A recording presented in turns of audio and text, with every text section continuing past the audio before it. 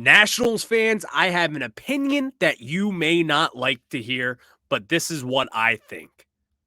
I don't think the Washington Nationals will be up for sale anymore. You'll hear why right after this. You are Locked On Nationals, your daily Washington Nationals podcast, part of the Locked On Podcast Network, your team every day.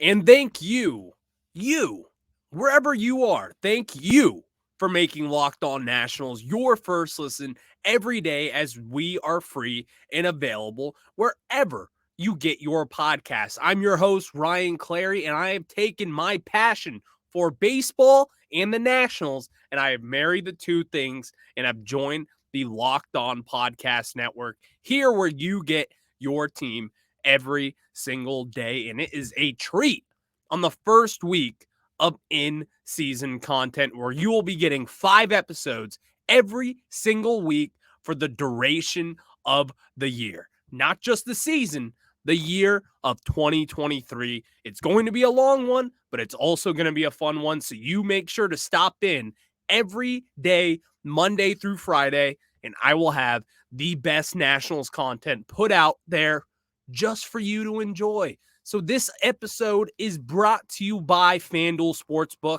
official sportsbook of Locked On. Make every moment more. Visit FanDuel.com/Locked On to get started. And guys, to get started for us today, we have an update-ish on ownership with the Washington Nationals. It's not really an update, I will say, but this is more of an opinion based off a piece that I saw from Chelsea Janes in the Washington Post yesterday. And if you haven't read it yet, I advise you to take a listen to this, because I will give you all the details and all the opinions that I think of this piece.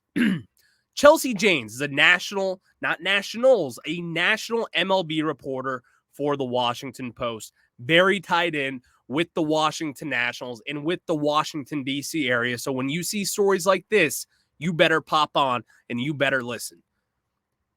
So she wrote about this in the Washington Post, and before I get into it, the headline is, after Ted Lerner's death, the future of Nationals ownership remains uncertain. And yes, that point is true. Where do we go from here on out? Because obviously Ted Lerner, earlier this week, the founding principal owner of the Washington Nationals, did pass away, and we wish his family the best moving forward. This is not about them. They need to take their time and grieve and do what they need to do with dealing with a death within the family. But here is with the Nationals, and where do we go forward with the ownership? And I'm not believing at this second that the Nationals will be up for sale in this season. In fact, I don't think that it is up for sale this very second, and there are a couple different reasons why. Reason number one, obviously, seeing the death of Ted Lerner, kind of the compass, quote unquote, of the Washington Nationals, even if Mark Lerner has been the active owner who has been in MLB meetings for the last 5 years or so. So I say that because of this piece in the article. Ted Lerner was kind of the driving point of this sale, from what people believe, and from who I have talked to myself, that is what I believe to be the case.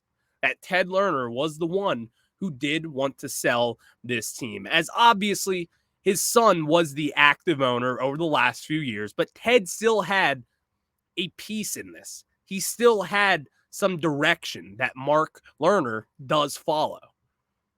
So with that being said, this little anecdote from this article kind of just made me think, I'm not seeing a sale at this second. And the reason why I say that is because they are still uncertain themselves. And if you remember Artie Moreno, the owner of the Los Angeles Angels, a couple months after the Lerners themselves put out a statement saying that they would be potentially gauging a sale and what that could look like. Well, the Moreno family did that as well, and they came out about a month ago saying that they will not be selling the team anymore. And here's this. I think right now Major League Baseball has a problem when it comes to trying to sell their franchises. There is a lot of turmoil inside Major League Baseball, and not just the Nationals and the Angels, even more of a broader picture than that. And here's why I say that. Artie Moreno, when he announces that he is going to be looking into a sale, and it's not even the Morenos, when the Lerners announce that they will be looking into a sale, I'm not the one to sit here and say that that means they're going to sell. It does not. But they are going into that having a price in that head, whether it be $3 billion for the franchise, whatever they believe their franchise is worth. The Angels, the Nationals, if the Nationals believe they're worth $2.5 billion, whatever it may be, they have that price set in their head. And all of these owners are successful businessmen and women. So with that being said, they're going to be a little stingy. Stingy may be the wrong word, but hear me out. They're going to want a price that they believe is worth the product that they put out. If you believe that your house is worth $550,000 and you only get an offer for $510,000, let's say, you're probably less likely to sell that house if you are set on a point, and especially if you don't need to sell. Because if you look at it this way, these owners, Artie Moreno and the Lerners, they don't technically need to sell the team. They don't. They're still making millions and millions of dollars annually. Yes, you still have to fork over some money. You still have to pay this and that. But at the end of the day, you're still making millions. This is not a house that you are losing interest for. In fact, these organizations will only get more expensive as time goes on. So I say this to say that I don't believe the Washington Nationals will be up for sale in the 2023 calendar year. I believe at some point over the next month or so, we are going to hear that they are off the market. And at this point, the Lerner family will continue to operate and manage the Washington Nationals. And I say that because of what everything has transpired since then. From what I believe, Ted Lerner was the one kind of pointing in the direction of a sale for the Washington Nationals. And I could be wrong on that. And if I am wrong, and I'm wrong, I will fully admit that. But from my speculation and in my opinion, I believe Ted was the one who wanted this team sold. And so now we sit here today, Mark Lerner and Ted Lerner's wife will be the active owners for the Nationals. Do they really want to sell this team at this very second if they aren't going to get the price that they think that is worth it? Especially if you've been seeing what's going on with Bally Sports and them going bankrupt at this point. There's a lot of TV issues right now with the MLB. Not only do you have the Mid-Atlantic Sports Network here in town battling with the Baltimore Orioles over control, you have Bally Sports, who broadcasts about 14 teams in Major League Baseball. That is an issue. That is a huge issue right now in just baseball. So in collective, you have 16 teams right now with bad TV situations, and that Major League Baseball could be stepping in to end blackouts. They could be stepping in to force over money from Bally Sports that owes teams a certain amount of money, whatever they are owed. The MLB could be stepping in to pay those owners what they need. So there is a big issue, not just with the Nationals when it comes to TV rights, because that has been the huge factor in holding back this sale with the Nationals. So fast forward now, there are about 16 teams, including the Nats and the Orioles, and then all the Bally Sports teams that were once owned by Fox Sports regional networks, they are now sitting here today with a lot of controversy on their hands. Because not only did MLB step in for MASN, but they are now having to step in for Bally Sports. There's an issue right now. I don't know what in particular that issue is, but it is clear and it is insane to me that this is going on. That the TV deals is truly what could be holding back from not only the Nationals from a potential sale, but others as well, like the Angels. So with all that being said, if you are counting your chickens, I would not count the Nationals to sell the team this calendar year. If I'm wrong, I'm wrong. But that's not what I believe will happen this very second. There's too much smoke around the team, around the Lerner family, keeping the Nationals. And guys, also, that's maybe not the worst thing in the world. You don't want to sell to someone who's going to cheap out the Nats. You don't. And for the people who are maybe tired of the Lerner family, let's remember this.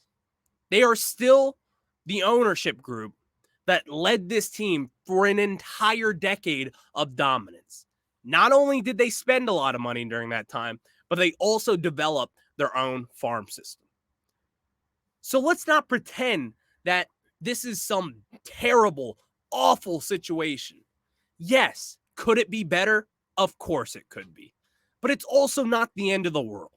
So if the Lerners do not sell this very second, that is fine for me. And in fact, if they decide to hold on to the team moving forward, that might be okay as well. So with that being said, don't count on the Nationals and the Lerner family to sell the team this year. That's just my opinion on it. And if it's wrong, then again, I love to say it, then I'm wrong. But now, since it's spring training, I do want to get into some baseball as we have some storylines to look out for as pitchers and catchers have reported. And as well as that, you will have some players and position players who are already down there will be reporting early next week, and we can't wait. But before that, I got to tell you guys about my friends over at Built Bar. Are you looking for a delicious treat but don't want all the fat and calories? Then you got to try a Built Bar. What makes Built Bar so good? Well, for starters, they are all covered in 100% real chocolate. That's right, real chocolate. And they come in unbelievable flavors like churro, peanut butter brownie, and coconut almond. I'm not sure how Built does it, but these bars taste like a candy bar while maintaining amazing macros. And what's even better is that they are healthy. Only 130 calories and 4 grams of sugar with a whopping 17 grams of protein. And now you don't need to wait around to get a box. For years, we've talked about ordering your Built bars at Built.com, but now you can get them at your local Walmart or even a Sam's Club. That's right. Head to your nearest Walmart today. Walk to the pharmacy section and grab yourself a box of Built Bars. You can pick up a 4-bar box of cookies and cream, double chocolate, or even coconut puffs. If you're close to Sam's Club, run in and grab a 13-bar box with our hit flavors, brownie batter and churro. Guys, as usual, you can thank me later.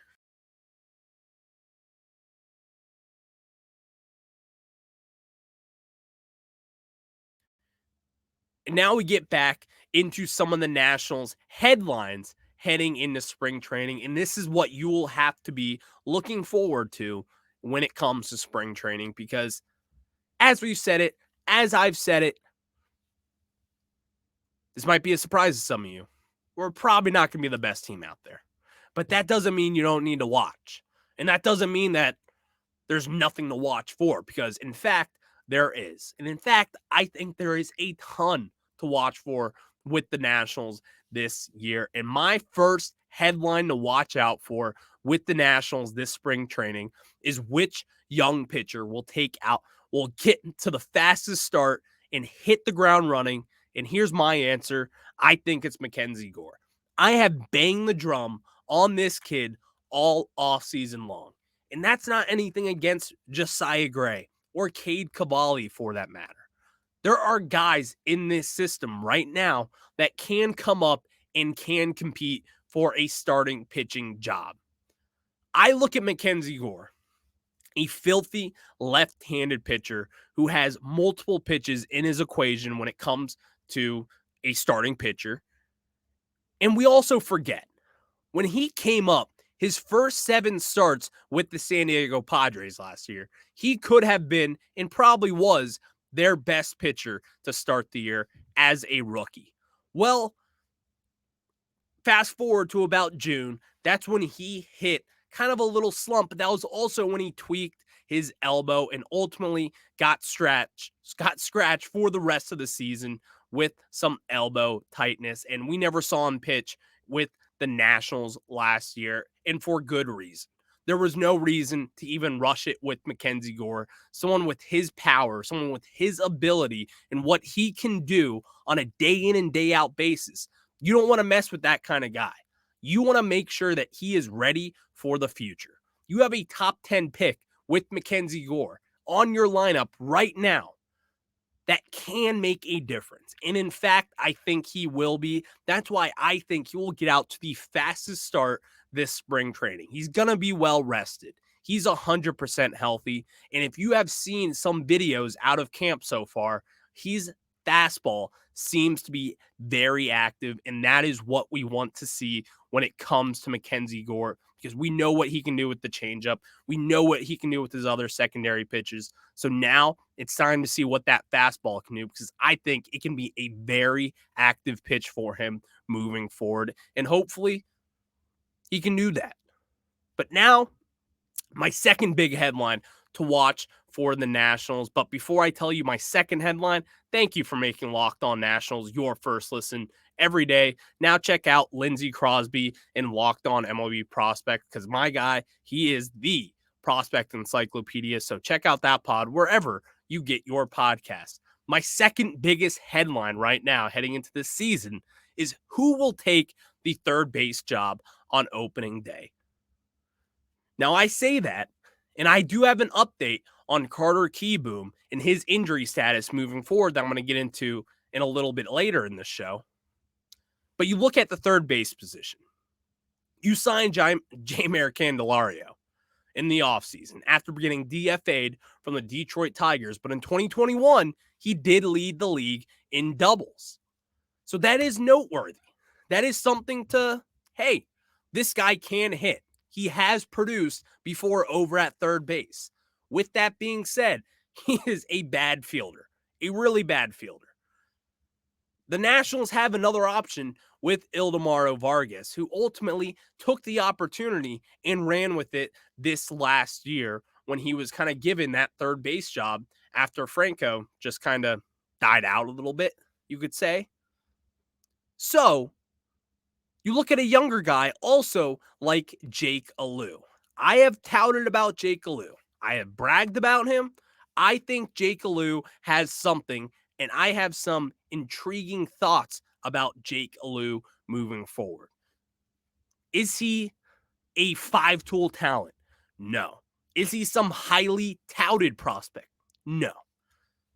But what I do value is production, and I can't say that enough about Jake Alou. Since the COVID pandemic, there has been arguably no better hitter in this franchise in the minors when it comes to Jake Alou. Jake Alou has been productive from the start, and he's going to get opportunities in spring training, in big league camp, to make his name known. If he goes out there, if he gets hits off Justin Verlander, Max Scherzer, name that pitching prospect or name that pitcher down in Florida, if he's starting to generate hits and get contact and play a solid third base role, don't be surprised to see Jake Alou in the mix. Now, I did say I do have an update on Carter Kieboom, because Carter Kieboom will be in the mix at some point, but there is an injury update that I'm going to get into later in this show in about 2 minutes from now. But who will end up over at third base? I believe it's going to be Jeimer Candelario, because that is my just assumption. I think they're going to play it safe, but I don't believe Candelario will be there the entire season. And if I'm wrong, again, I'm wrong. Hand up. No problem admitting that. So who will adjust the fastest to the new rules? With pitch clocks, defensive shifts, this one was kind of an easier no-brainer one because there's going to be different things to watch for this season when it comes to rule changes. My answer to that, Victor Robles. When it comes to defensive players with the Nationals, is there a better defender out there right now than Victor Robles when it comes to the Nats? Dominic Smith plays a solid first base. It could be him. But I look at Victor Robles and what this guy can do. The defensive shift will not have an impact on Victor Robles. Therefore, you've seen him at times where he is shifted against. He is kind of a pull hitter. This could affect his bat in a good way.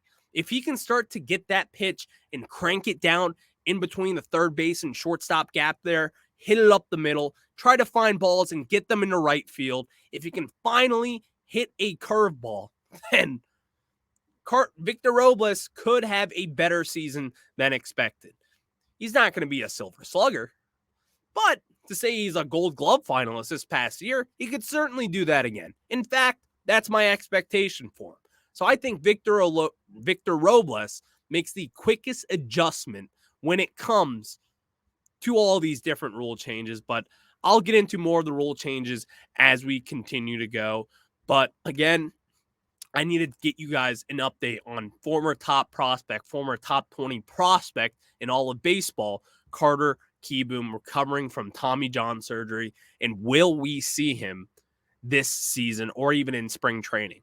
But before that, the midway point of the NBA season is here, and now is a perfect time to download FanDuel, America's #1 sportsbook, because new customers get a no-sweat first bet up to $1,000. That's bonus bets back if your first bet doesn't win. Just download the FanDuel Sportsbook app. It's safe, secure, and easy to use, and you can bet on everything from the money line to three-point scores to whatever it may be. So, guys, you know me.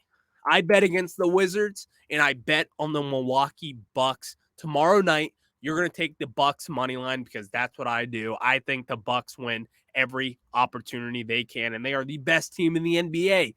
I'm not a big NBA guy, but you just heard that prediction, and I'm going to ride with it. Plus, FanDuel even lets you combine your bets for a chance at a bigger payout with a same-game parlay. So don't miss the chance to get your no-sweat first bet up to $1,000 in bonus bets when you go to FanDuel.com/lockedon. That's FanDuel.com/lockedon to learn more. Make every moment more with FanDuel, the official sports betting partner of the NBA.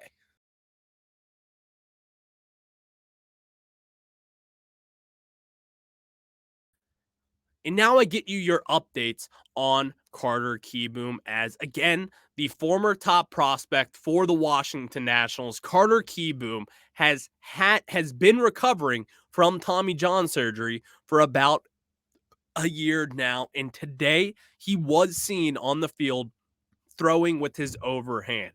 But with that being said, he has not been able to throw just yet going sidearm. And if you know anything about third base, they have to make some sidearm throws. He's got to be able to throw from different angles to be able to solidify the third base position for anyone, really. If you're going to be playing third base in the minors, T-ball, doesn't matter. You need to throw from some different sort of angle. That's just how it works over at third base. So, with that, what can we expect from Carter Kieboom this year? Because coming off Tommy John surgery, it doesn't matter if you're just a position player recovering from TJ. It's a tough surgery to bounce back from. It is a tough, aching surgery. I haven't had it myself. I've had plenty of friends go through it, and it takes a little while to recover. Bryce Harper had it this offseason.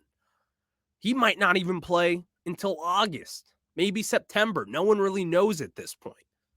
But Carter Kieboom, Davey Martinez did say he may DH in games to start before playing third base, but they're going to be taking it slow with him, which is the right thing. You don't need to rush Carter Kieboom. we've seen it from him when he's healthy. Can he do it? That is still a big open question / debate.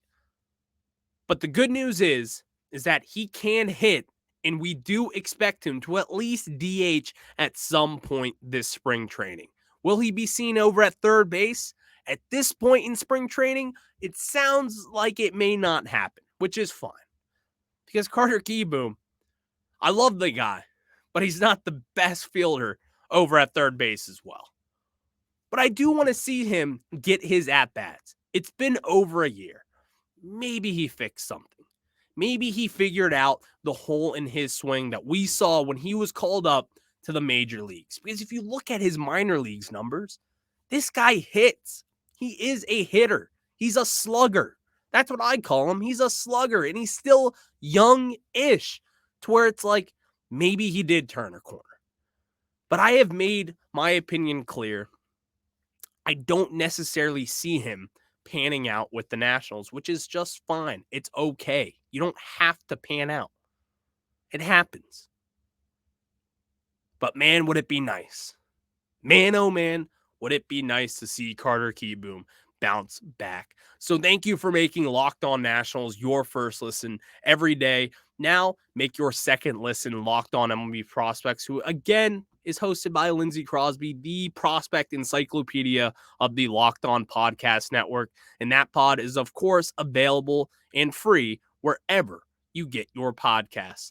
So going forward, next week, we're going to have some more baseball to talk about Monday through Friday. So make sure you tune in Monday morning and you will hear from me then.